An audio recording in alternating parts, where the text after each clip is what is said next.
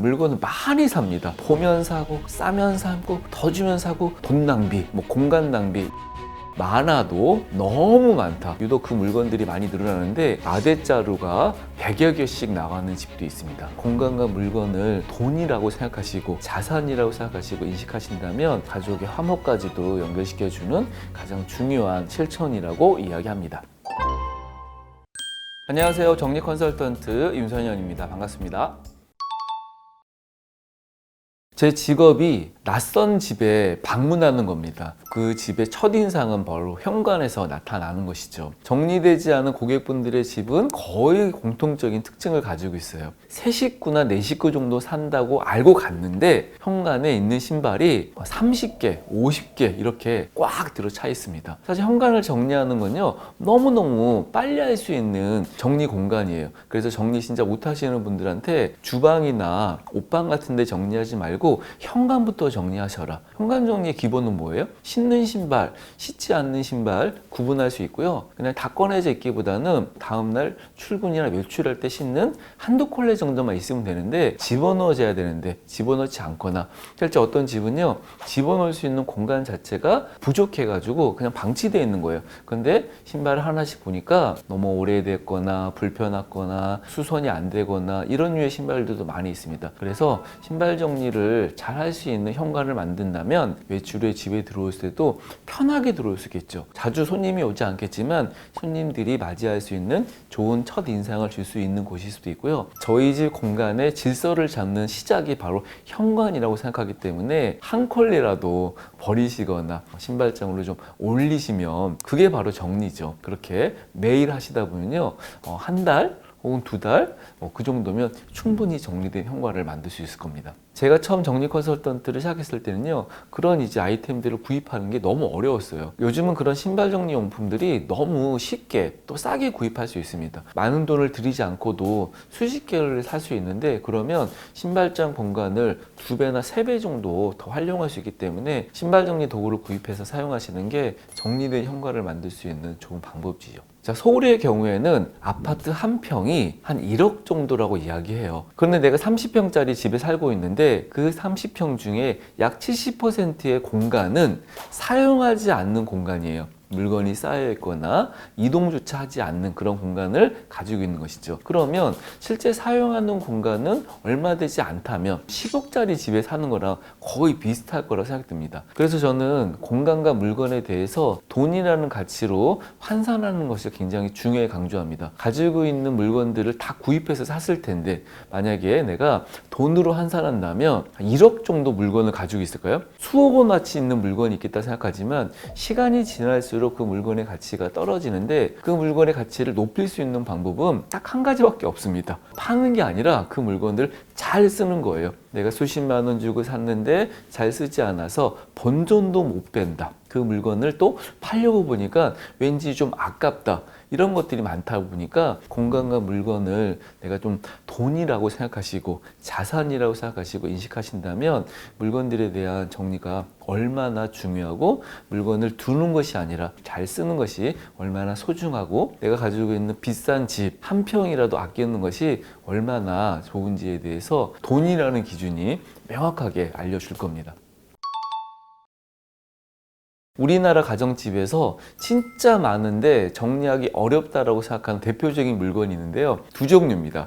옷과 책. 실제 그 옷들이 많이 늘어나는 이유는 다양한 활동들이 있기 때문입니다. 군대처럼 군복만 입거나 스님처럼 승복만 입지 않죠. 결혼식도 가야 되고 운동도 가야 되고 하다 보니까 옷이 계속 늘어나는데 사실 당시의 관심, 필요 때문에 생겨나는 옷들도 있고요. 책 같은 경우에도 살다 보면 얼마나 많은 것들이 관심이 가게 됩니까? 예를 들면 재테크, 주식 투자, 코인 이렇게 트렌드나 또 내 인생에 필요하다고 생각하는 것들로 인해서 책을 사게 되는데 그런 류의 책들이 계속 쌓이게 되면서 근데 이거 버려야 되는데 아직 안 입은 옷, 아직 안 읽은 책, 다시 볼 것 같은 그런 류의 물건들이 계속 쌓이다 보니까 너무너무 힘들다. 사실 이 2가지 물건들이 많기 때문에 그 물건들만 버려져도 굉장히 정리된 옷방, 책방, 뭐 서재방이 될 수 있을 텐데 많은 사람들이 유독 그 물건들이 뭔가 의미 있고 또 돈을 주고 샀기 때문에 미련을 가지시는 분들이 많이 있습니다. 그런데 명확한 건요, 우리가 가지고 있는 모든 물건들을 우리에게 주어진 시간 동안에 다 쓸 수 없다는 겁니다. 실제 버려지는 물건들은 주로 어떤 물건들이냐면요,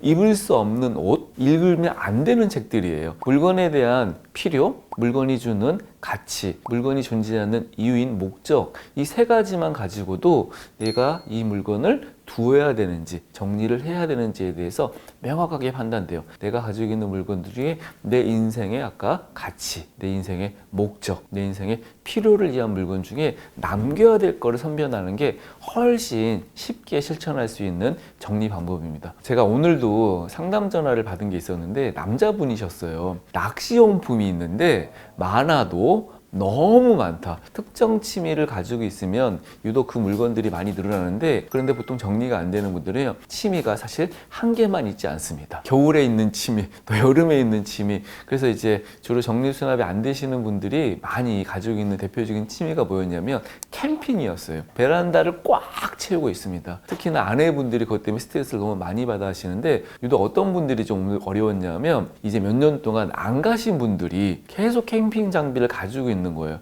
자, 그럴 경우 어떻게 해야 될까요? 제가 제안했던 것 중에는 일단 그러면 남편을 좀 설득해가지고 좀 돈 되는 거는 파는 걸 한번 제안해 봐라. 우리가 가지고 있는 물건들을 가장 비싸게 파는 건 지금이라고 이야기하죠. 두 번째 방법은 그럼 남편한테 임대형 창고를 좀 알아봐서 보통 박스 하나를 보관할 수도 있고요. 방 한 칸도 임대할 수 있습니다. 집을 보통 환산한다면 그래도 꽤나 많은 돈의 이 공간을 창고로 쓸 바에는 차라리 외부 창고를 이용하면 어떠냐. 근데 제가 그 제안을 하면요, 거의 99%가 뭐라고 이야기하냐면 외부 창고 공간을 임대해서 물건을 보관할 바에는 그냥 정리 안 하는 게 낫겠다. 한 달에 방 하나 같은 경우에는 몇십만 원 정도 될 수 있는데 그 몇십만 원을 쓰는 게 아깝다고 이야기하십니다. 그거 생각을 하면요, 아 그래, 내가 물건을 집에 보관해서 물론 임대료는 내지 않지만 보관 공간이 굉장히 낭비되고 있다는 것을 많이 깨달으면서 정리에 대한 것들을 시작하시는 분들이 많이 계셨어요.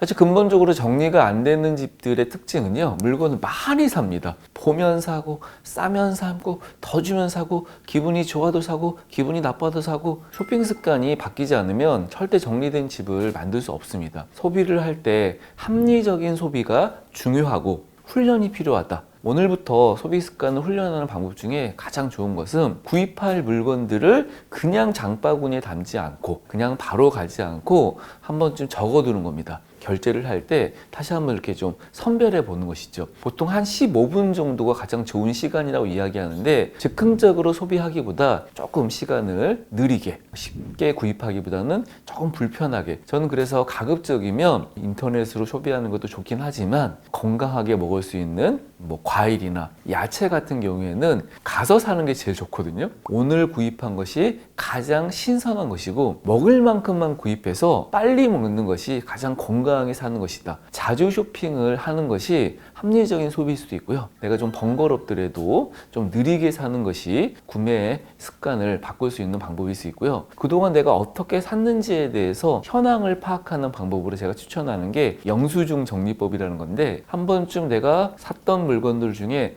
어느 정도나 썼는지 이렇게 한번 체크해 보는 거예요. 많은 집을 상대로 해서 한 달 동안 영수증을 모으게 하고 실제 어느 정도 소비를 했는지 파악해 보니까 평균적으로 한 달에 10만 원에서 많게는 30만 원 정도의 물건들이 구입은 했으나 쓰지 않고 계속 누적된다는 거예요. 그러면 1년이면은 120만 원에서 360만 원 정도의 돈인데, 사실 모으고 보면은 굉장히 큰 돈일 수 있겠죠. 나의 소비 습관을 파악할 수 있는 방법은 영수증을 확인하는 것이고, 지금 사놓고 한 번도 쓰지 않은 물건들을 한번 10개 정도 추려보세요. 총 개를 계산하시면 그게 그냥 나도 모르게 살다 보니 바빠서 챙기지 못해서 버려지는 돈일 수 있다고 생각하면요, 소비 습관이 정말 중요하다는 것을 깨닫게 되실 겁니다.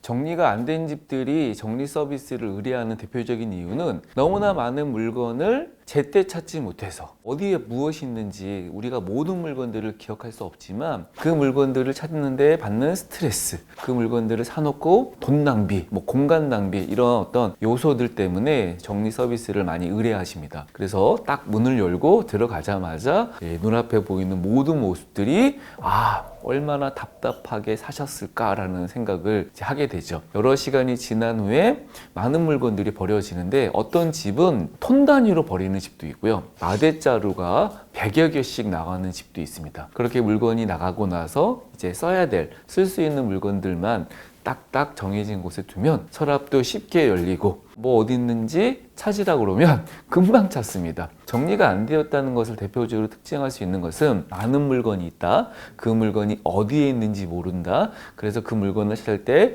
시간을 많이 쓴다. 결국 그렇게 사놓은 물건들을 제때 쓰지 못해서 물건이라는 것은 사용기한이나 소비기한 같이 기한이 정해져 있기 때문에 다 쓰지 못하고 기한이 지나서 버려야 되는 것 때문에 돈 낭비도 발생되는 것이죠. 그렇게 물건이 방치됨으로 인해서 가족 간의 갈등이 굉장히 많다는 것도 제가 알게 되었습니다. 특정 가족 누군가가 버리지 않거나 치우지 않거나 항상 어질거나 저는 정리가 공간의 어떤 아름다움, 깨끗함을 떠나서 가족의 화목까지도 연결시켜주는 가장 중요한 실천이라고 이야기합니다. 대부분 이제 집 정리가 안 되시는 분들은 심각의 정도가 뭔가 딱 기준을 내리기 어려운 것 같아요. 많은 분들이 이제 정리 의뢰를 받을 때 한결같이 말씀하시는 게 있습니다. 우리 집 너무너무 심각해요. 그러면 제가 뭐라고 말씀드리냐면 걱정하지 마십시오.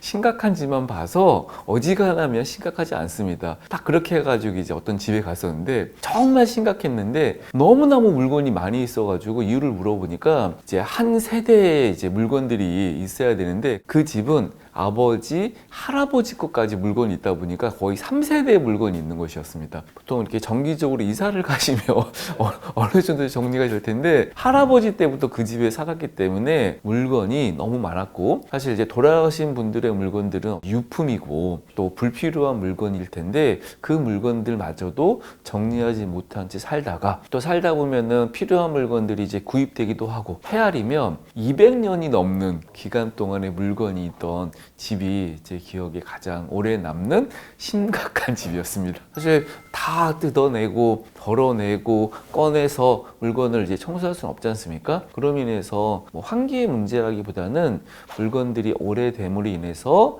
악취가 생기거나 물건이 이제 미세하게 썩고 있겠죠. 그런 류의 공간은 공기질이 굉장히 안 좋아서 보통 저희가 이제 정리수납 서비스를 가면 가장 먼저 하는 것 중에 하나가 창문을 엽니다. 곳곳에 있는 물건들이 꺼내지면 이제 쌓여있는 그런 먼지들이 엄청 많고요. 우리 미세먼지 굉장히 위험하다고 해서 이렇게 마스크 같은 거 쓰고 다니는데 집에 오히려 방치되어서 쌓여있는 먼지들은 엄청 건강상에 좋지 않기 때문에 이렇게 마스크를 꼭 착용도 하고 창문을 활짝 연 다음에 정리를 하시죠. 그래서 집 정리를 혼자 하시는 분들도 저는 꼭 추천드리는 건 일단 추워도 창문을 열어라. 건강에도 도움되기 때문에 꼭 명심하셔야 됩니다.